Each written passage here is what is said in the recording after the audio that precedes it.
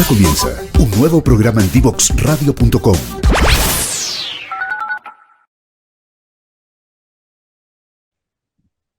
Bien, ¿cómo están? Bueno, les comentaba en la editorial, tenemos el privilegio de tener con nosotros a Anne Traub, lo habré pronunciado bien.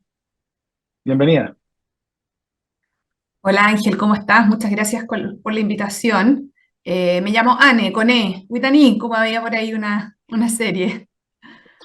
Anne, bienvenida. Bueno, muchas gracias por recibir la invitación y siempre partimos de este primer bloque comentando un poquito sobre historia del invitado. Te pido entonces, Anne, que cuéntanos un poquito cómo fueron tus primeros pasos, cómo diste finalmente ahora siendo directora ejecutiva de Fundación Familias Power. Bueno, como te decía, gracias por invitarme y gracias también por abrir espacios para que fundaciones y proyectos sociales como el nuestro puedan darse a conocer, visibilizarse. Así que muchas gracias.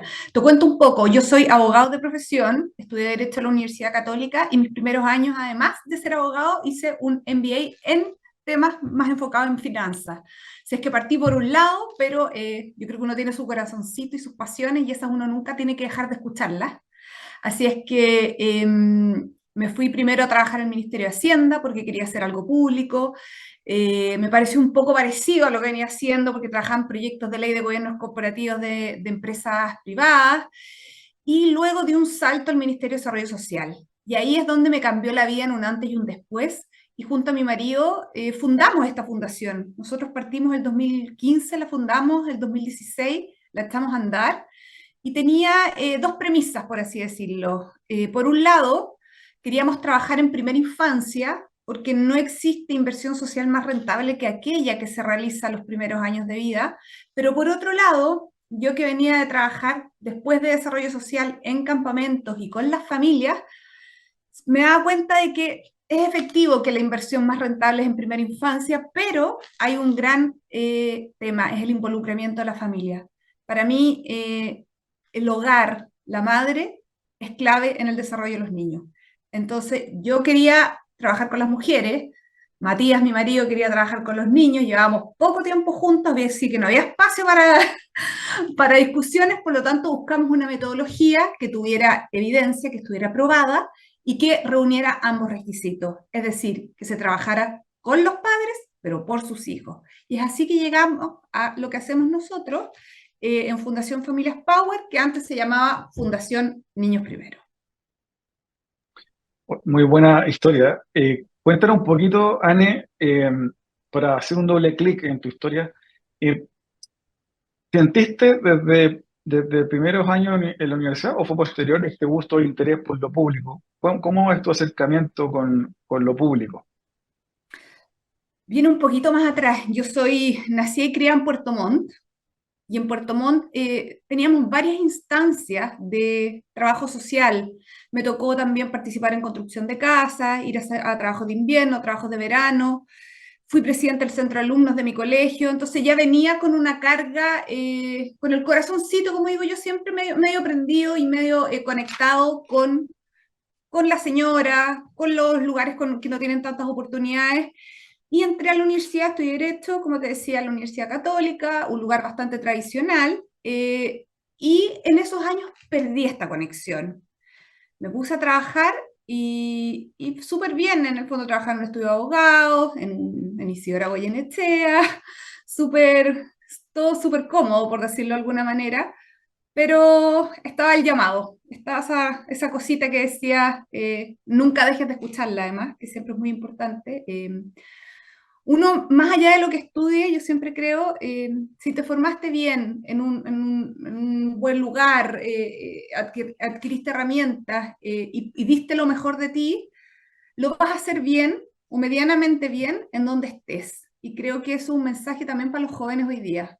No nos atemos tanto a las convenciones, a lo que tradicionalmente se debiera hacer, sino que démonos espacio y confiemos en nuestras capacidades y en lo que nosotros podemos lograr para darle espacio también a estas curiosidades, a estas novedades que la vida te va planteando, te va desafiando, porque yo creo que la intuición, la guata, como digo yo, siempre hay que escucharla. Yo soy súper técnica, súper de evidencia, de ciencia, pero mi guatita es muy importante y trato siempre de estar ahí poniéndome alerta. ¿Por qué? Así es que sí, eso es un poco lo que me pasó de antes y lo retomé, me atreví y hoy día estoy súper contenta de haberlo hecho. Anne, para entrar un poco en materia, el segundo bloque, vamos a ir de lleno a lo que nos convoca, la crisis educativa. Se habla mucho de que la pandemia impactó negativamente en aquellos estudiantes preescolares, muchos de ellos que por la pandemia no pudieron seguir yendo recurrentemente a clases o no tenían la posibilidad de conectarse a Internet para tomar clases online. Eh, ¿Cómo en tu experiencia eh, este elemento afecta de manera negativa no solo al niño, sino también a su familia respecto de este concepto de la ausencia escolar, la inasistencia, que a veces parece que las familias no les damos todo el valor que tiene a la educación preescolar? Bueno, si es jardín o pre-kinder, las familias dicen, bueno, al final no es tan grave. Cuéntanos un poquito tu apreciación en torno a ello. Estás, Ángel, muy en lo correcto y así es. Y la pandemia, por lo tanto, fue un terremoto educativo en Chile. Es realmente un terremoto por lo que tú estás diciendo, por el tema de la valoración de la educación, sobre todo en los niveles más tempranos. Si uno va a revisar qué es lo que pasa con el prekinder y el kinder, la inasistencia del año pasado, en que ya el 2022 estábamos dentro de en ciertos contextos más regulares, fue del 130% más que antes de la pandemia. O sea, nos disparamos en ausentismo escolar. Si te vas a primero o cuarto medio, de primero también nos disparamos en ausentismo escolar y eso te genera, al no tener una rutina, a no tener hábitos ordenados en las casas, te genera inasistencia, ausentismo crónico, los niños no aprenden a leer, no entienden lo que leen y también mucha deserción escolar. Tuvimos más de 50.000 casos, 50.529 jóvenes que salieron, abandonaron el proceso educativo. Entonces, ¿dónde está realmente la causa? Por un lado está en que estuvimos mucho tiempo con los establecimientos educativos cerrados, mucho tiempo también con esto de ida y vuelta, con protocolos sanitarios muy rígidos, en que a mi gusto no se priorizó el interés superior del niño, que en el fondo en muchos lugares además en que es su último lugar donde comen, el primer lugar donde se alimentan en las mañanas los niños, y es un lugar además donde hay mucha tensión de qué está pasando, qué se puede saber, etc. Y esto pega fuertemente en la primera infancia. ¿Por qué? Porque los 6 primeros años de vida son trascendentales para el desarrollo posterior del ser humano, es donde se construyen las mayores conexiones neuronales, es donde el cerebro está en su máximo proceso de expansión, se produce todo el cableado, el tejido neuronal, y por lo tanto no haber tenido la posibilidad de asistir a un establecimiento educacional, un jardín infantil, incluso una sala cuna, en muchas familias produjo un fuerte retroceso en el proceso, en el desarrollo cognitivo, social, emocional. Se habla de que hay un rezago importante en lo socioemocional, hay problemas graves de salud mental y tenemos, por cierto, un rezago de aprendizaje que es urgente recuperarlo. Y en la primera infancia es donde más se nota porque es donde más se produce la pérdida.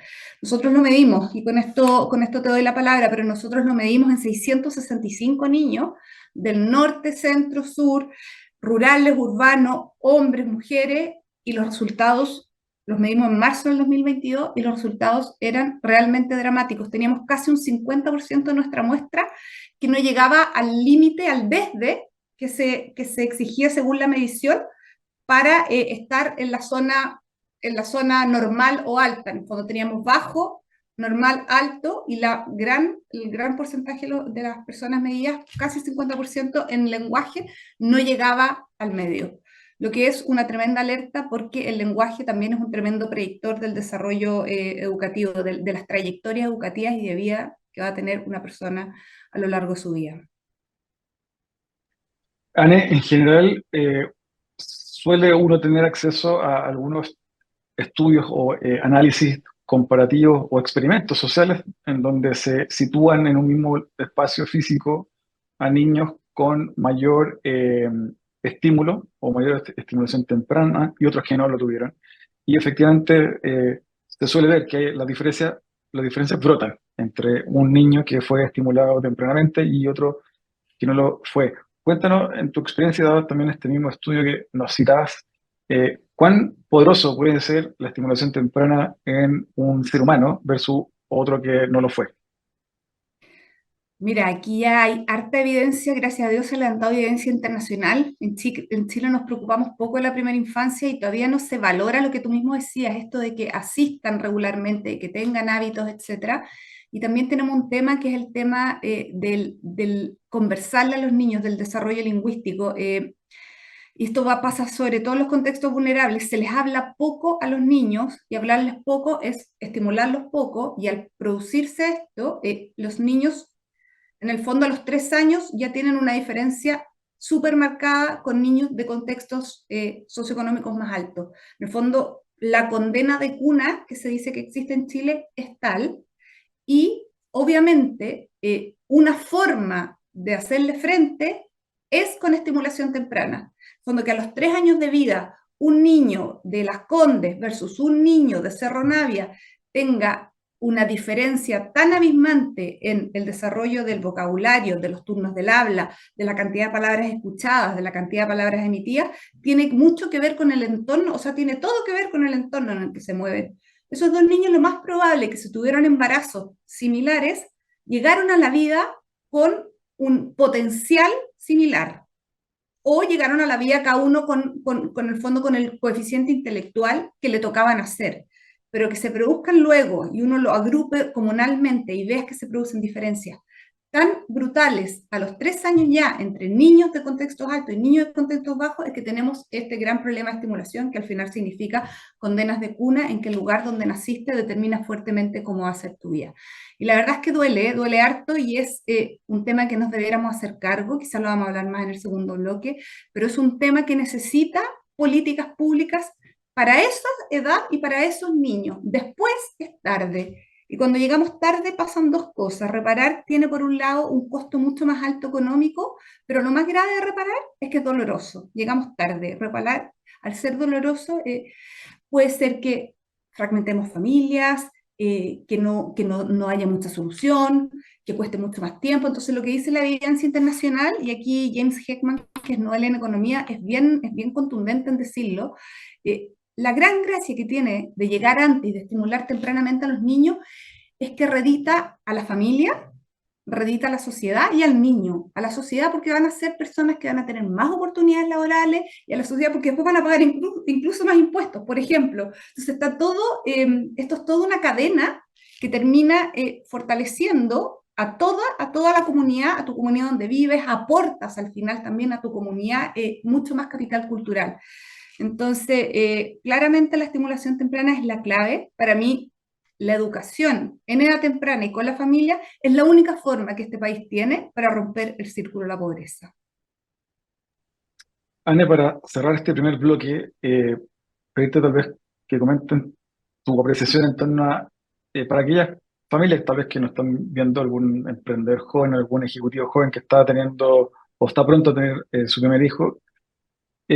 Hablamos de la estimulación temprana y se habla de los primeros 1000 días, que como dices tú, impactan definitivamente en la trayectoria. En tu experiencia, ¿qué elementos debiese tener en consideración una pareja joven que ya tiene un hijo o va a tener un hijo en estos primeros 3 años de vida en respecto de esto de estimular a su hijo de manera temprana? ¿Qué debería estar mirando o qué actividades o acciones tú crees poder recomendar a esas parejas jóvenes? Mira, lo primero y más importante son los afectos, el apego. Ese niño va a volar lejos, lo más lejos que sus sueños se lo propongan, si tiene un cuidador principal, al menos uno. No tienen por qué, o sea, aquí el hogar monoparental también tiene todas las oportunidades, o la abuelita que está a cargo de los niños también, porque el niño va a volar lo más lejos que sus sueños se lo propongan si tiene al menos un referente emocional que le dé, que le propicie el colchón de afectos que necesitamos todos nosotros, cualquier ser humano. ¿Para qué? Para conseguir estos sueños. Entonces, lo primero son cariño, afectos, besos, un beso en la mañana, un beso en la tarde. La nutrición emocional es clave. Eh, no los llenemos de juguetes, no los llenemos de libros, tengámosle cantidades acotadas, si no los ponemos nerviosos, también los hiperestimulamos y eso genera que el niño se sienta nervioso, estresado. con calma, tranquilidad, besos. Nadie nace sabiendo, todos vamos aprendiendo en el camino y nadie lo hace mejor ni peor. Cada familia es distinta, pero lo que sí tenemos que lograr es que el estrés de las casas no se eleve, porque eso los niños lo recogen y se les aprieta el alma. Y ese apretungen es el que les genera inseguridad, problemas de autoestima, problemas de autocontrol y más tarde en la vida problemas de empatía. Entonces, creo que no hay que sobreexigirse. Hay que darles tiempo, juguemos con ellos, siempre juguemos, bajemos al piso, estemos a la altura de ellos, presentémosles los juguetes, dejémoslos que ellos exploren y hablarles mucho, eso es clave. No pensemos que porque tienen los primeros 1000 años, o sea, los primeros 1000 días, perdón, son hasta los 2 años y medio, 3 años, ellos no, aunque no hablen, están escuchando todo, están entendiendo todo, en cualquier minuto se sueltan y cada palabra que uno les va diciendo va nutriendo su cerebro de nuevos conceptos. Hablarles, siempre digo yo, como un relator de fútbol. Ana, te quiero invitar a una breve pausa para que al regreso entremos de lleno a hablar de la crisis educativa, de este terremoto que mencionaste tú, y alternativas de cómo enfrentarlo. Vamos y volvemos. Conéctate con personas que saben. En divoxradio.com.